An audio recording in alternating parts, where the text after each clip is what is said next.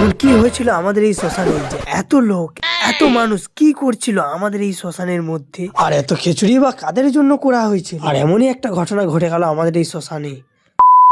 So hey guys, আমি চন্দন blogger, আর আমার ব্লগে জানাই সবাইকে অনেক অনেক ভালোবাসা ও শুভেচ্ছা। আর এই ভিডিওটা খুবই খুবই ধামাকাদার হতে চলেছে, তাই চলো আমি তোমাদেরকে দেখাচ্ছি আমি কি করছি। আর তাই প্রতি বছরের মতন এবছর আমাদের শ্মশানে হয়েছিল খিচুড়ি, আর খিচুড়ি খেতে তো সবারই ভালো লাগে, তাই আমরাও চলে গেছিলাম আমাদের শ্মশানে খিচুড়ি খেতে। আর খেতে যে এত পরিমাণে লোক হবে আমি তো কোনোদিন ভাবতেও পারিনি। আর এদিকে দেখি বোঝা যাচ্ছে যে কত লোক খেতে পারে, কারণ ড্রাম ভর্তি ভর্তি করে একবারে খিচুড়ি আছে। তারপরে যা হোক করে আমি ঠিলে ঠালে বসে গেলাম এই খিচুড়ি খেতে। তারপরে আমার পাশে দেখছি বসে আছে আমাদের গ্রামের অনেক, আর আমার সামনাসামনি রয়েছে কার্তিকা। তারপরে আমাদেরকে দিয়ে দিল পাতে পাতে পায়েস।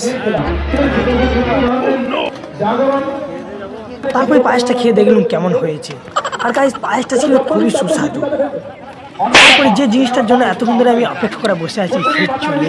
তারপরে খিচুড়ি পাতে পড়ার পর আমার জিভে জল চলে এলো, তারপরে আমিও খেতে শুরু করে দিলাম। আর এইদিকে দেখছি কার্তিকা একবারে মন প্রাণ দিয়ে খাচ্ছে খিচুড়ি। আর এই বছরের মতন আমাদের খাওয়া হয়ে গেল খিচুড়ি। আর কাকার বক্তব্য কি দেখি, কেমন হয়েছিল কাকা খিচুড়ি?